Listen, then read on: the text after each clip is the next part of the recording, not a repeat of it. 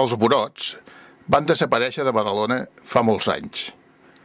Tot i que és bo recuperar antigues tradicions, sembla un pèl fort que per recuperar-les s'hagi de vendre un tros del carrer Eduard Maristany, carrer públic, i que la festa ens costi 60 cèntims cada vegada que vulguem travessar el port en cotxe.